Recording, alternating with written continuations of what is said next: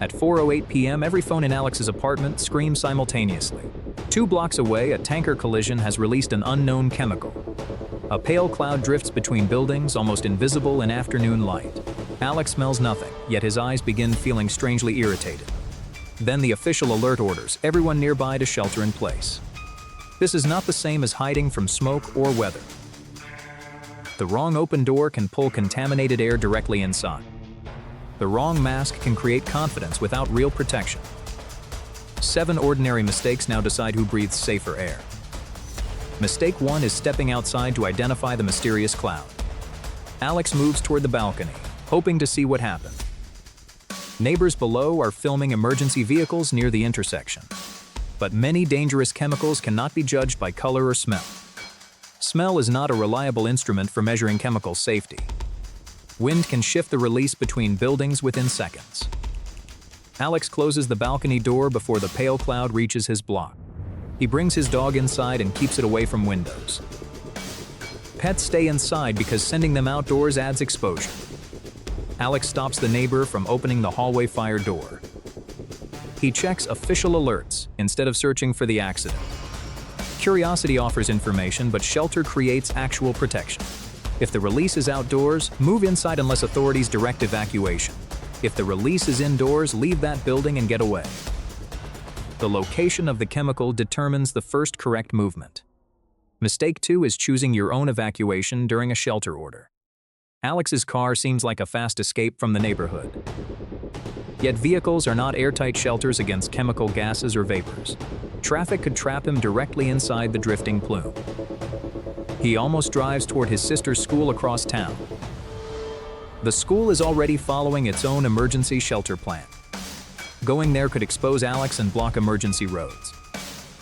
He sends one short message and contacts the family's outside area relative. Everyone follows the response ordered for their current location. Evacuate means leave. Shelter means seal the space. The 2 actions are opposites, and guessing can be dangerous. Alex keeps keys ready in case officials later change instructions. He plans several evacuation routes without starting the vehicle. Official updates, not fear, determine when those routes become necessary. In chemical emergencies, obedience must move faster than fasting. Mistake 3 is leaving outside air systems running. Alex hears the apartment's air conditioner pulling air through vents. He switches off air conditioning, fans, furnace, and exhaust systems. He closes the fireplace damper and every outside air vent. Windows and exterior doors are closed and locked tightly. Locking helps pull frames firmly against their seals. Alex closes the window-mounted air conditioner's outside opening. Kitchen and bathroom exhaust fans remain completely off. A neighbor turns on a fan to clear the strange smell. But that fan can draw more contaminated air indoors. Alex places towels and plastic near obvious gaps if officials instruct sealing. He never blocks a necessary exit before understanding the instructions. The goal is slowing outside air, not building a permanent bunker. A prepared sealing kit turns frantic improvisation into fast action. Every running fan can become an invisible doorway for contamination. Mistake 4 is sheltering in the largest, most comfortable room. Alex's living room has space, water, and familiar furniture. It also has 3 windows and a balcony door facing outside. He chooses a planned safe room that can be sealed better. The room has few openings, enough space, and accessible water.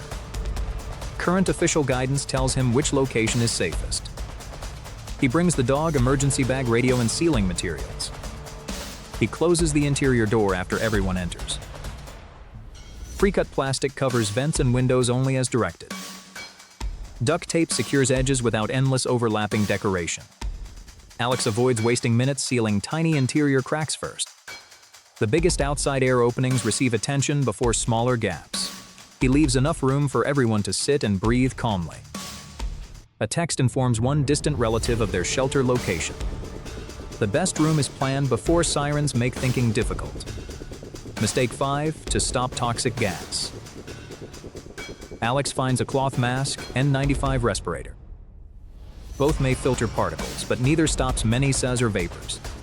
A wet towel over the face is not chemical breathing equipment. Specialized respirator require the correct cartridge, fit, and training. Alex does not leave shelter because a mask makes him feel protected. He uses the mask only if authorities recommend it for the known hazard. The sealed room and official instructions remain his main protection. He keeps glasses on and avoids touching irritated eyes. He keeps clean water ready for emergency eye flushing. He never tests the air by opening the door and taking a breath. Absence of odor does not prove the chemical has disappeared. Strong odor does not reveal the chemical's exact concentration. Protection comes from correct information, not improvised confidence. Mistake 6 is bringing contamination into the clean shelter. A neighbor arrives after passing through the edge of the cloud. His jacket carries visible droplets and an unfamiliar powder. Alex keeps contaminated clothing away from the shelter room. They move to the safest available decontamination area as instructed. The neighbor avoids rubbing skin or touching his face. Contaminated outer clothing comes off as quickly as safely possible. Cutting clothing off can avoid pulling chemicals across the face. The clothing goes into a plastic bag, then a second bag. Contact lenses and contaminated personal items stay with the dirty clothing. Lukewarm water and mild soap wash skin from head downward. He washes gently instead of scrubbing chemicals deeper into skin. Burning eyes are flushed with clean water for several minutes.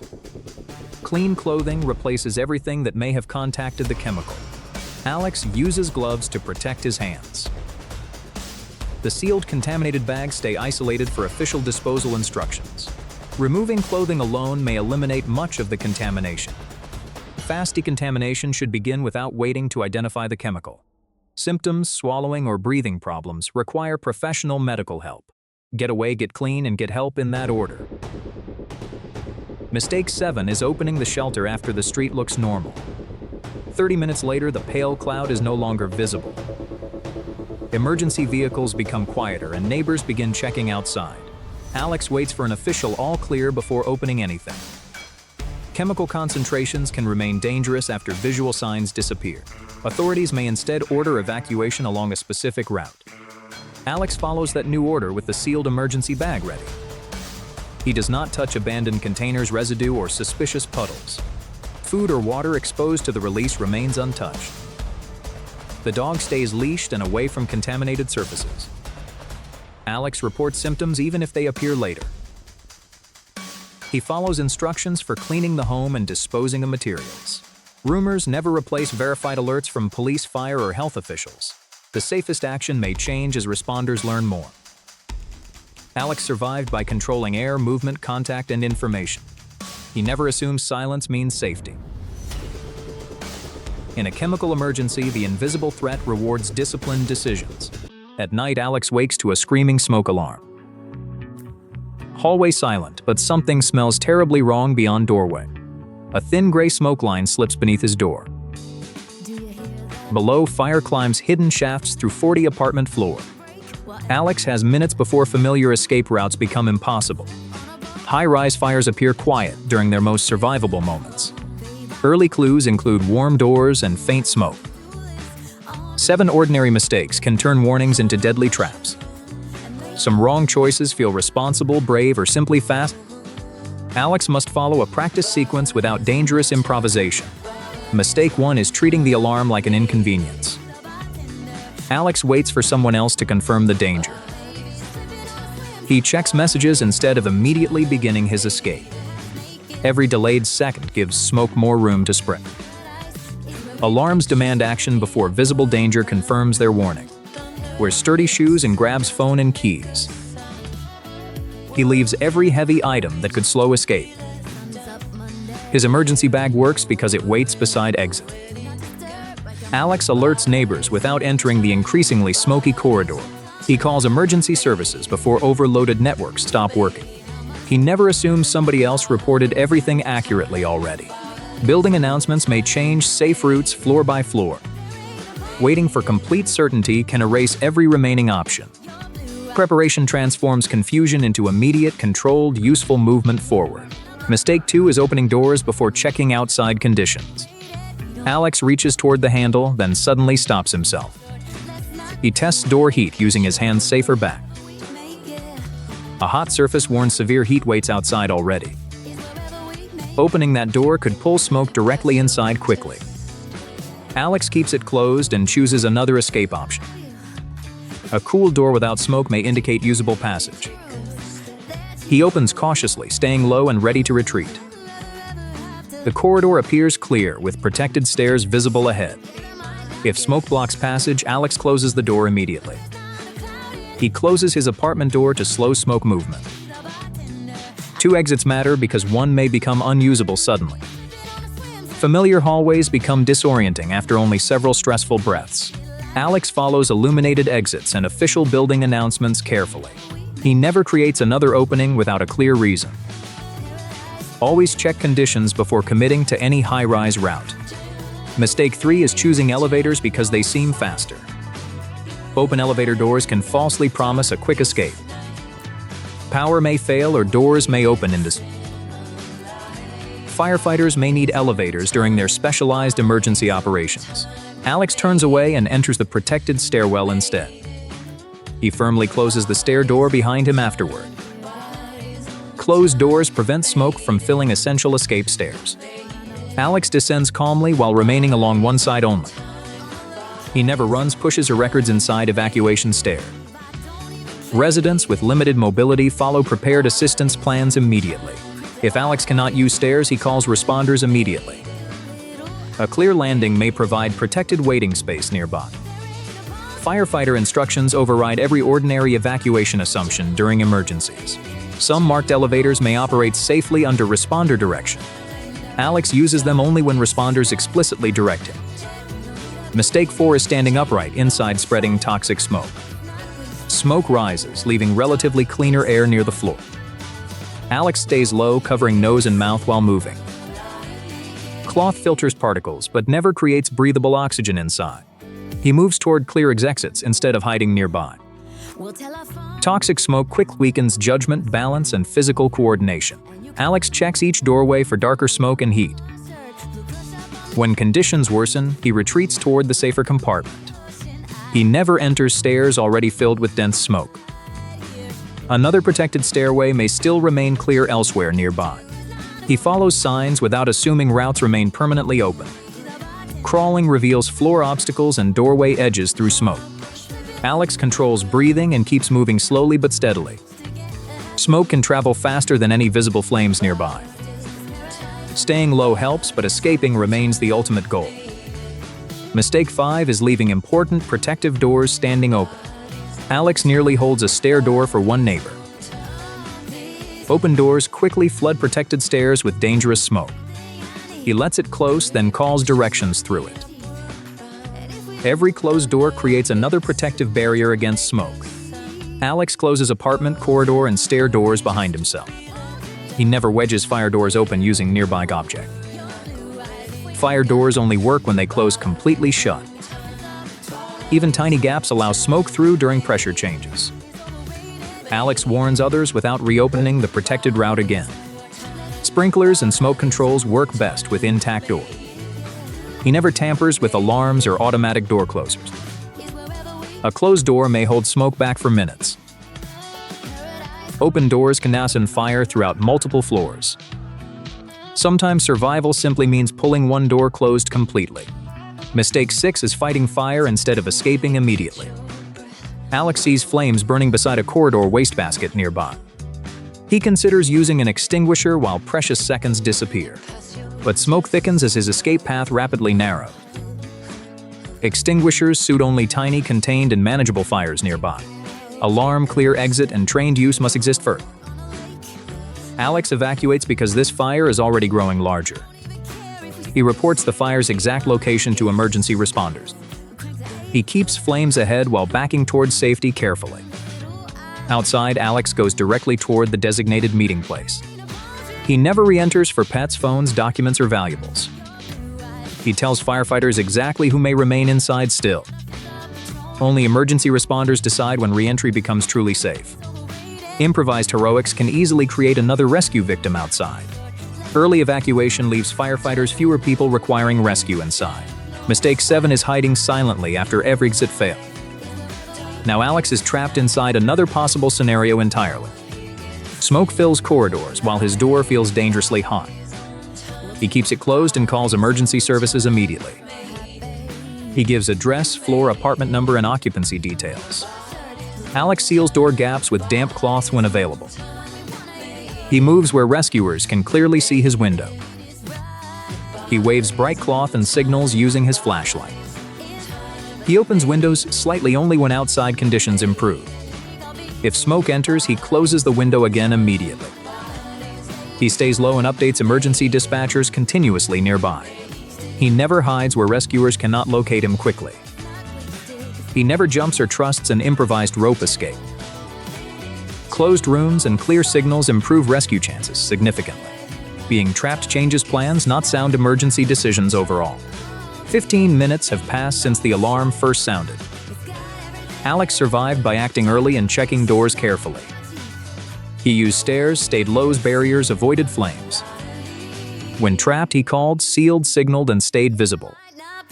Practice this sequence before smoke removes every available choice.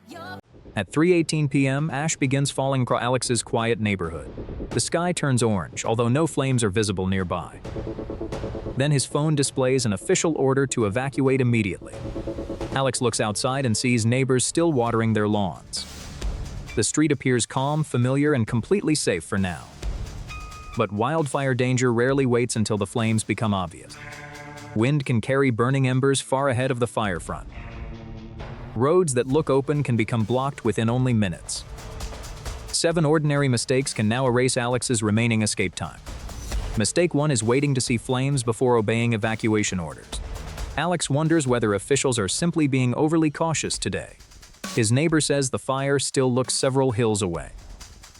But hills, smoke, and buildings can hide the fire's true position. Strong wind may change its speed and direction without warning. An evacuation order means leave now, not after finishing preparations. Alex does not wait for smoke to darken his entire street. He puts on sturdy shoes and grabs his paired emergency bag. His phone, charger, flashlight, radio, medicine, and water are inside. He brings his dog, leash, identification, and essential medical supplies. He closes windows and doors without locking firefighters out unnecessarily. He leaves exterior lights on so the house remains visible. Then Alex moves before frightened traffic fills every available road. Early evacuation turns minutes of uncertainty into miles of distance. Mistake 2 is trusting only one route out of the neighborhood. Alex's usual road leads downhill toward the nearest highway entrance. His navigation app suggests the same familiar route automatically. But smoke is already thickening beyond the next intersection. Emergency vehicles are moving toward the fire through that corridor. A fallen tree suddenly blocks half the downhill road. Alex checks official evacuation information instead of blindly following GPS. A second route climbs away from the smoke toward open ground. He chooses the authorized route even though it appears much longer. Shortcuts through forests and narrow canyons can become deadly funnels. Wind, embers, and traffic can change conditions faster than maps. Alex keeps the radio on for updated closures and directions. He tells a relative where he is going and which route. He never drives towards smoke simply because the road looks empty. 2 planned routes are useful only when both remain accessible. The safest direction is the one emergency officials currently recommend. Mistake 3 is spending evacuation time collecting replaceable belongings. Alex suddenly remembers a laptop, camera, and box of photographs. Each item sits in a different room across the house. Retrieving them would add several dangerous minutes to his departure. He takes only the emergency bag already beside the exit. Important documents were copied earlier and stored securely online. Medication, identification, and immediate mobility needs remain the priority. Alex refuses to climb onto the roof and wet it down. He does not drag garden furniture inside after evacuation begins. He leaves sprinklers, hoses, and firefighting decisions to trained crews. A garden hose cannot stop wind-driven fire approaching the structure. Returning inside for one forgotten object creates another evacuation delay. Alex counts people and pets before starting the vehicle. He confirms everyone is inside, then leaves without another inspection. Possessions can be replaced, blocked roads and lost time cannot. Mistake 4 is beginning evacuation with an unprepared vehicle. Alex's fuel tank is above half because he prepared earlier. A nearly empty tank could force a stop inside heavy smoke. He loads the emergency bag without blocking mirrors or windows. Everyone fastens seatbelts before the vehicle begins moving. Alex closes all windows to reduce smoke entering the cabin. He sets ventilation to recirculate instead of pulling outdoor air inside. Headlights stay on because smoke can turn afternoon into darkness. Doors remain unlocked while moving through an active evacuation zone. The radio provides official information without distracting visual navigation. Alex keeps distance from other vehicles to preserve braking space. He avoids parking on dry grass that could ignite underneath. He never stops where his vehicle blocks emergency equipment. The emergency bag stays reachable if everyone must leave quickly. A prepared vehicle supports escape, it never guarantees safe passage. Mistake 5 is using the wrong protection against wildfire smoke.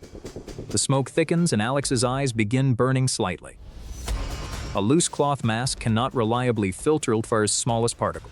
He uses a well-fitting N95 respirator stored in the emergency bag. The mask covers both his nose and mouth without gaps. His dog cannot wear the same equipment and needs cleaner air. Alex keeps the animal inside the closed vehicle during evacuation. He does not open windows to photograph the orange sky. He avoids candles, smoking, and anything adding particles inside the cabin. People with breathing or heart conditions may need earlier evacuation. New chest pain or severe breathing trouble requires emergency medical help. Smoke can remain dangerous even far beyond visible flames. Alex checks official air quality information at the evacuation destination. If told to shelter, a closed room with filtration is safer. But shelter instructions never override a direct order to evacuate. Mistake 6 is driving into worsening fire conditions without reassessing. Burning embers begin crossing the road like fast red insects. Visibility drops until the nearest vehicle becomes difficult to see. Alex slows smoothly but does not stop in the travel lane. He watches for firefighters, animals, fallen branches, and disabled vehicles. A police barricade closes the road only 2 blocks ahead. Alex turns onto the marked alternate route without arguing or waiting. He never moves cones or drives around an official roadblock. Flames crossing a road can damage tiring and fuel systems. Dense smoke can hide collisions, cliffs, and missing pavement. If trapped, Alex would call emergency services and report his location. He would seek the clearest available area away from vegetation. He would close windows, remain low, and follow dispatcher instructions. But the best survival move remains avoiding entrapment through early action. Every new ember is evidence that conditions are becoming less predictable. Hours later, Alex sees online pictures showing a quieter neighborhood. The absence of flames does not mean the area is safe. Hotspots can burn beneath ash, decks, walls, and fallen trees. Damaged power lines may energize fences, puddles, and metal debris. Gas leaks and unstable buildings can create invisible secondary hazards. Alex waits until authorities officially permit residents to return. He returns in daylight wearing sturdy shoes, gloves, and an N95. He avoids hot ash, smoldering materials, and damaged electrical equipment. Food exposed to heat, smoke, or unsafe power loss is discarded. Tap water is used only after officials confirm its safety. Alex photographs damage from stable areas without entering weakened rooms. He watches for breathing problems after smoke exposure has ended. Pets remain controlled because sharp debris covers familiar ground. He leaves immediately if conditions worsen or authorities change instructions. 20 minutes determined whether Alex escaped before the roads collapsed. He acted on the order, not on what his eyes could see. He used a second route and abandoned every replaceable possession. He prepared the vehicle, protected his lungs, and reassessed constantly. He waited for official clearance before returning to hidden hazards. Leave early, follow directions, breathe cleaner air, never return early. Wildfire survival begins before the flames reach your street. At 9:36, Alex's phone screams through the silent apartment. A red warning icon appears as thunder shakes the windows. Outside, the city looks dark, wet, strange. Then emergency sirens begin rising above the strengthening wind outside. Alex may have 12 minutes before the storm reaches home. That sounds sufficient until every second becomes one urgent decision. A tornado may hide behind rain, darkness, or nearby buildings. You may never see the funnel before serious damage begins. 7 ordinary mistakes can turn shelter into a deadly trap. Mistake 1 is treating warnings like invitations to investigate outside. Alex opens weather maps and sees danger moving toward him. His neighbor suggests waiting until they hear the tornado approaching. But warnings demand immediate protective action, not delayed confirmation later. The storm may already produce dangerous rotating winds very nearby. Alex refuses stepping onto the balcony to inspect dark cloud.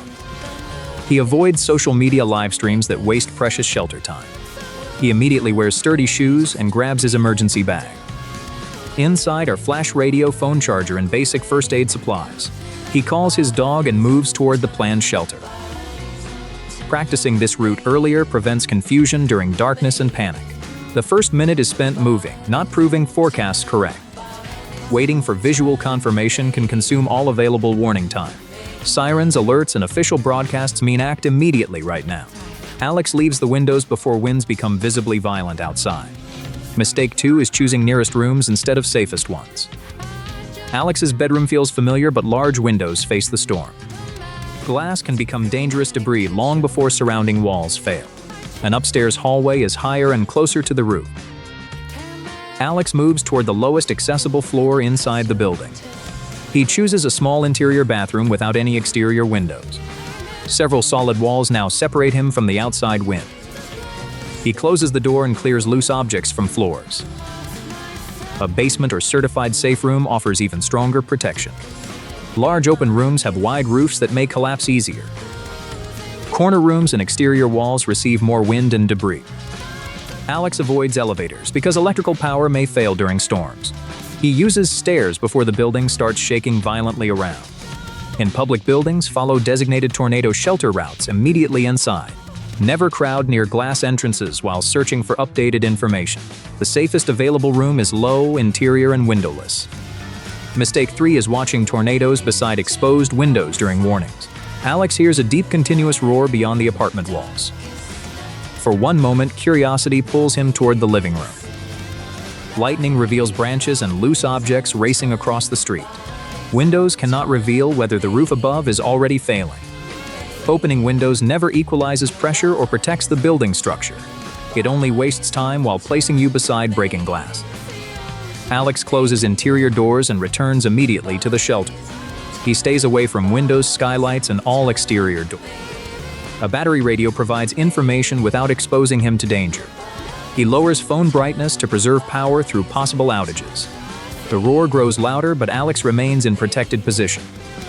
Watching danger provides absolutely no protection from dangerous flying debris. Every wall between you and outside increases your survival margin.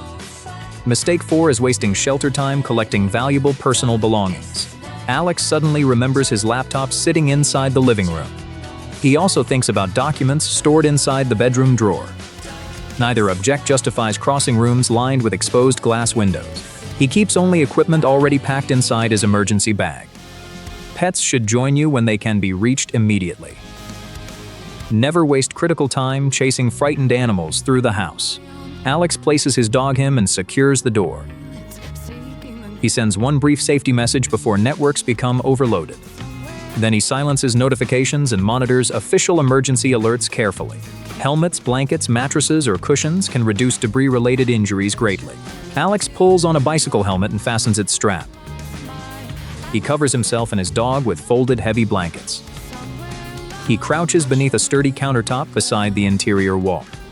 The most valuable object now is the shelter itself around. Mistake 5 is trusting vehicles or overpasses as safe shelters. Across town, another resident receives warning inside a mobile home. Mobile homes can overturn or collapse under violent tornado winds. The resident follows a practiced route towards sturdy community shelter. This move must happen before dangerous winds and debris arrive. Alex's friend is driving when the warning reaches his phone. He never races storms or drives toward visible tornado funnels.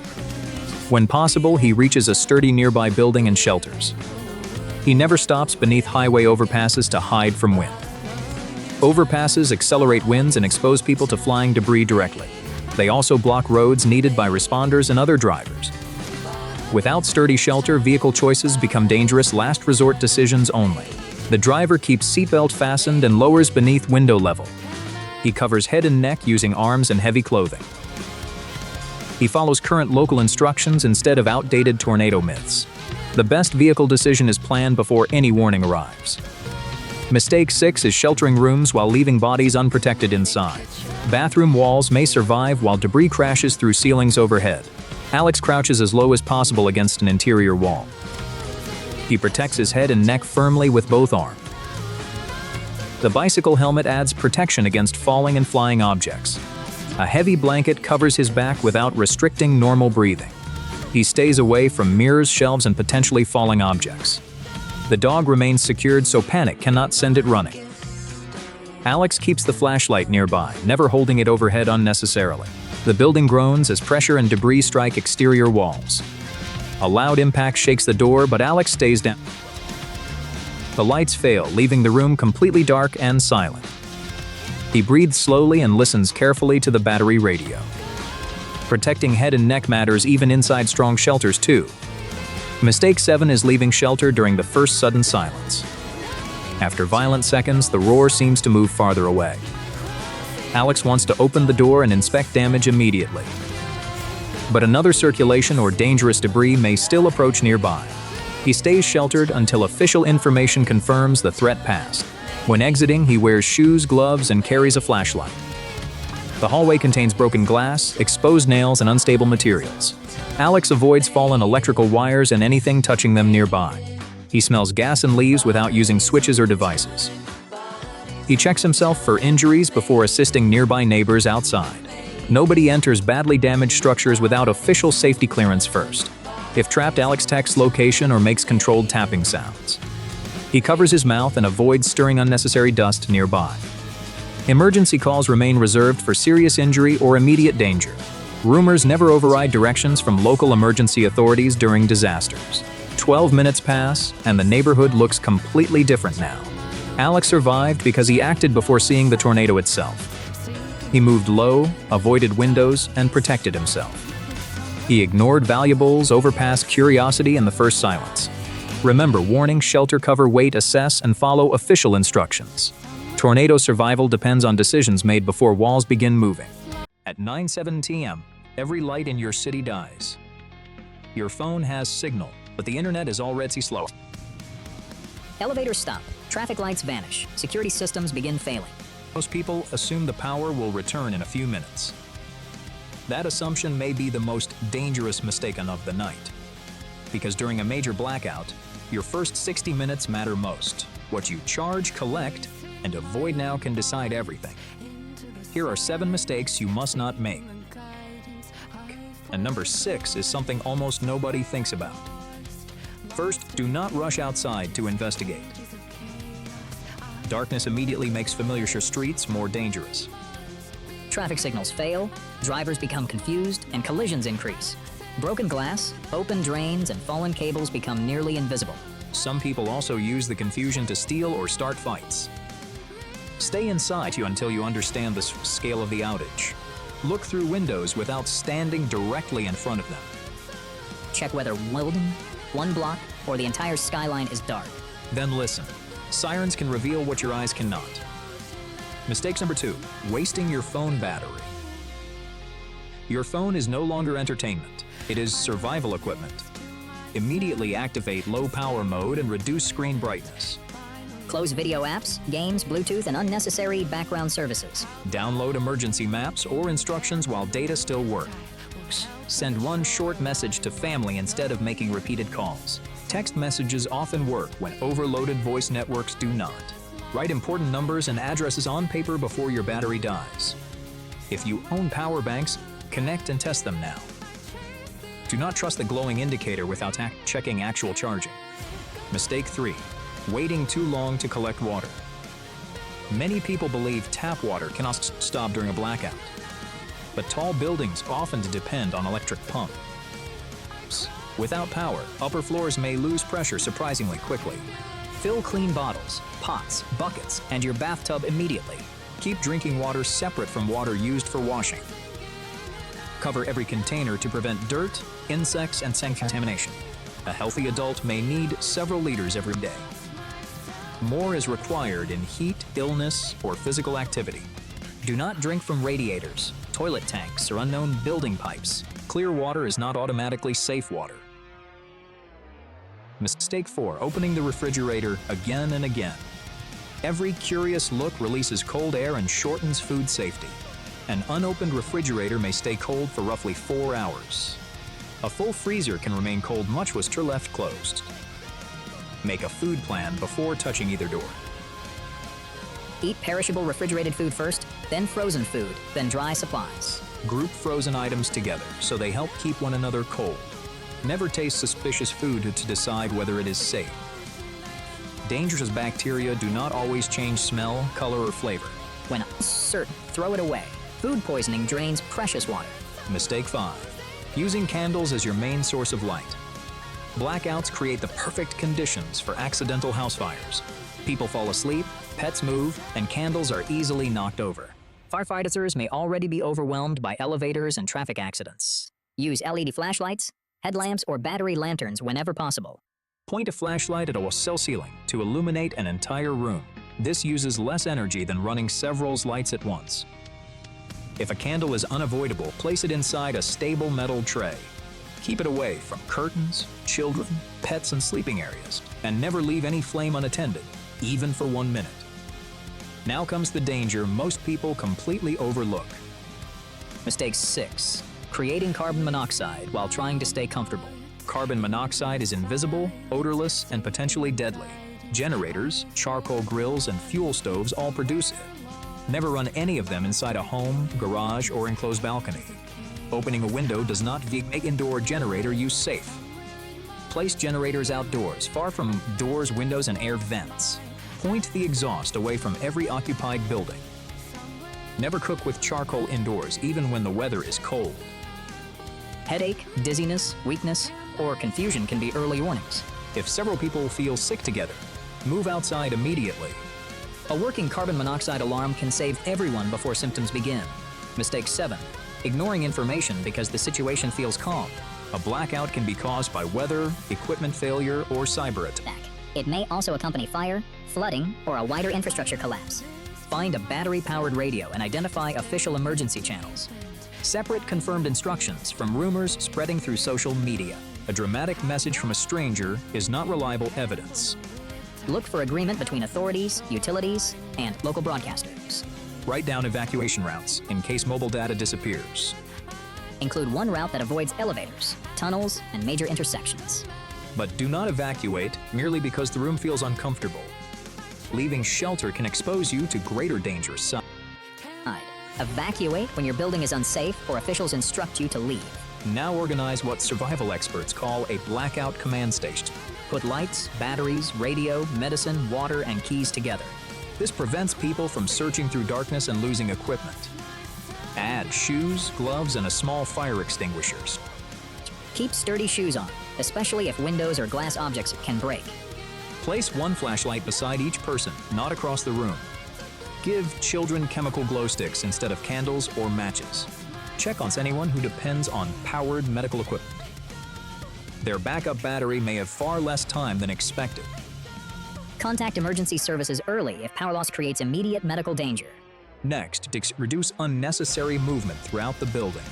Elevators may stop between floors or fail after temporary power returns. Use stairs only when necessary, and carry a light. Never enter a dark stairwell without checking the first steps. Automatic locks may behave differently when backup power expires.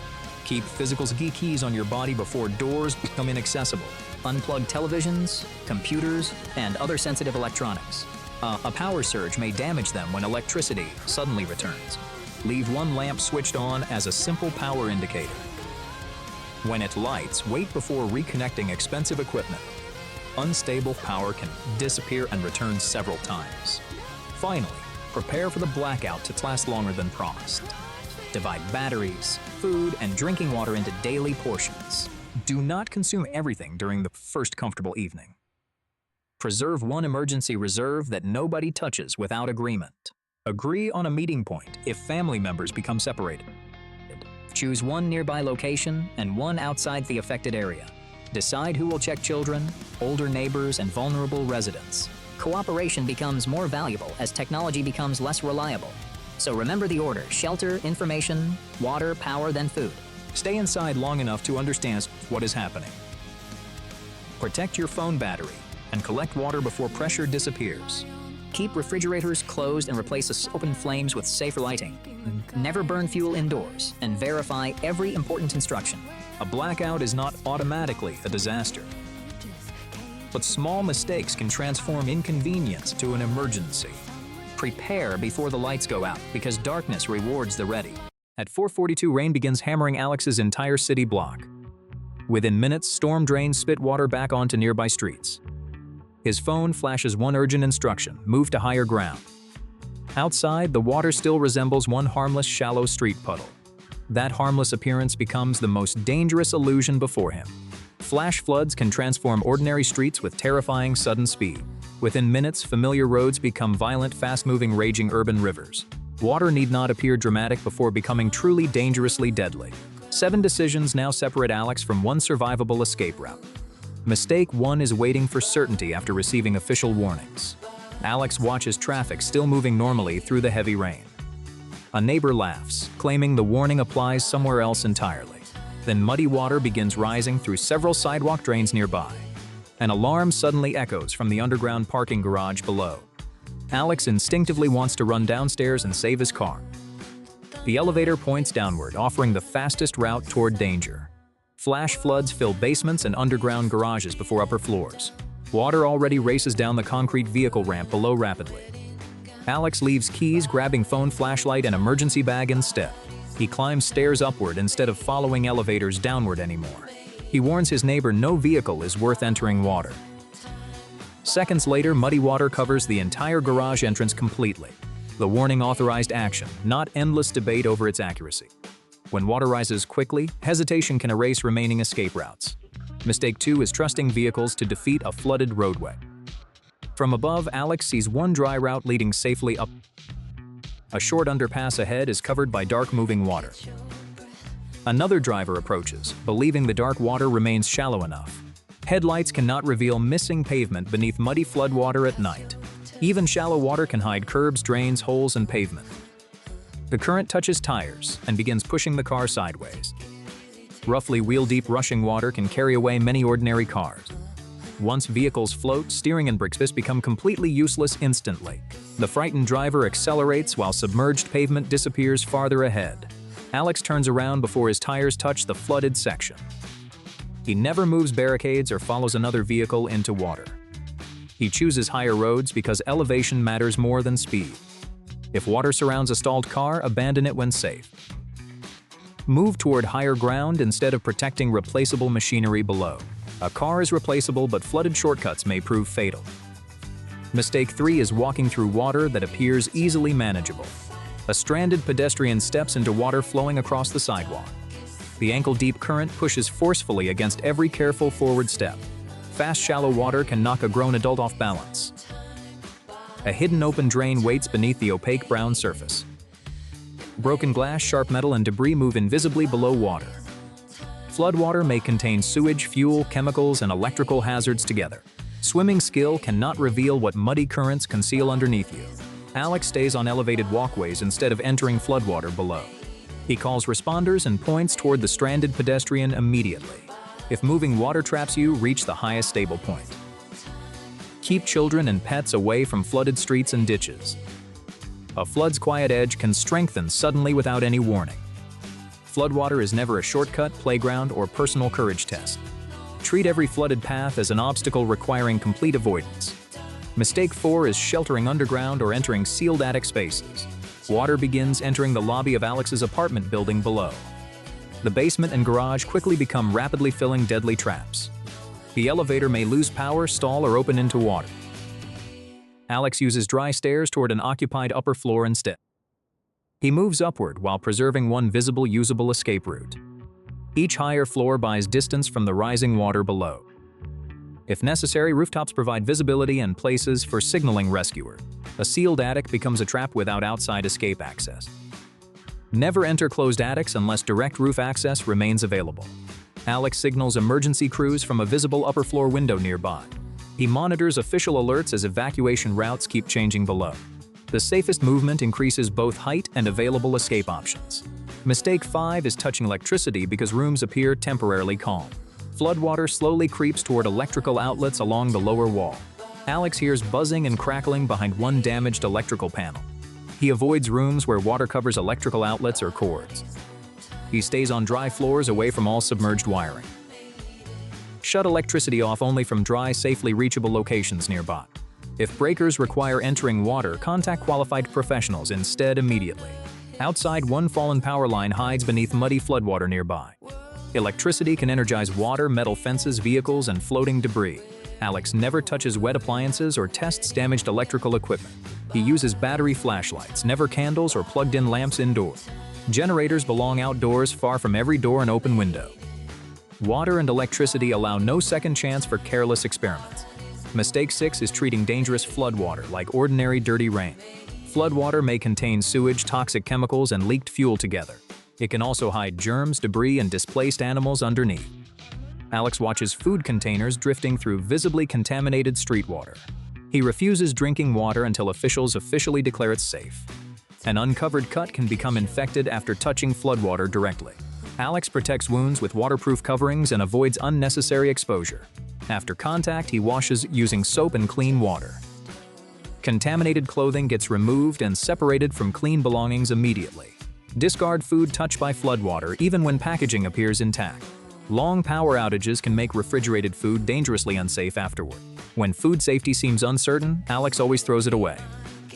Tap water may remain contaminated long after streets appear dry. He follows directions about bottled, boiled, or properly treated water. Flood illnesses may appear hours after dangerous water finally retreats. Survival includes controlling what touches skin and enters your body. Mistake 7 is returning too early after water recedes quickly. The street appears normal again 20 minutes after the surge. But moving water may have removed the road beneath it. Buildings may conceal electricity, sewage, mold gas, and weakened supports. Alex waits behind barriers until officials finally authorize safe re-entry. Later, he returns during daylight carrying one battery-powered flashlight carefully. He avoids every flame and switch near any suspected gas. If he smells gas, he leaves without creating possible sparks. A certified electrician inspects flooded systems before restoring electrical power.